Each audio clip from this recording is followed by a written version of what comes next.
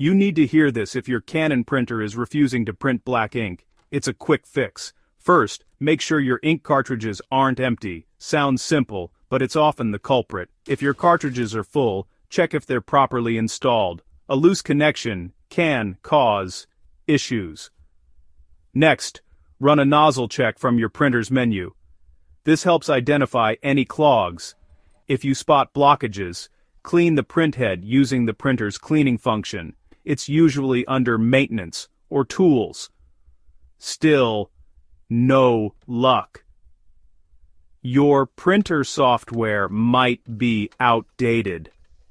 Visit Canon's website to download the latest drivers. An update can work wonders.